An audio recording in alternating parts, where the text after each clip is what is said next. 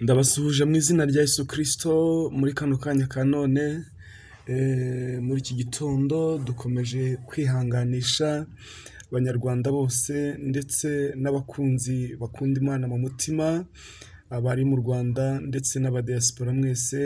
Twari tuvuze ngo mwaramutse, hanyuma tuzindukanye inkuru ibabaje cyane y'urupfu rwa Pasiteri Theogene Inzahuke witabye Imana kuri iyi tariki ya 22, hanyuma mu rukerera arimo ava Kampala agaruka mu Rwanda niho yitabye Imana. Theogene benshi bakunze kwita Inzahuke, wabaye umuvugabutumwa, aba umushumba. Muri make ntago twamuvugaho byinshi kuko imirimo ye irivugira, yagiye yivugira. Bamwe bavuga ngo ni umwana wo ku mubumbe, ku muhanda gutyo, ariko bagenzi bitumye buri wese yavuga ngo mbese ntibikwiye ko abantu noneho barushaho kuba maso, ko bigaragara ko Imana irimo isarura abakozi bayo.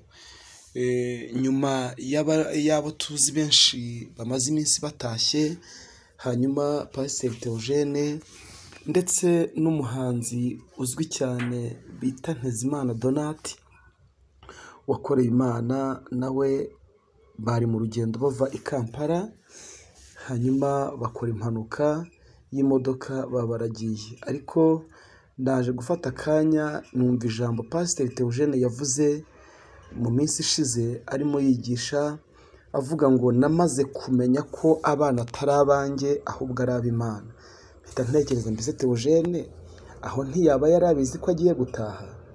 Ikurikirana sengesho ari kurerera abana bandi bambara sipuresi ya 17 ya 20 na 40, uwawe akambara bodaboda agakomeza kukubaha. Sengesho riduhera abana ubwenge, abandi biga mu bigo by'ibihumbi 120 primaire 200 300 400, uwawe akigaho batanga 7 agatsindira ku manota yo hejuru, kandi nta mwarimu wakura afite kubera isengesho.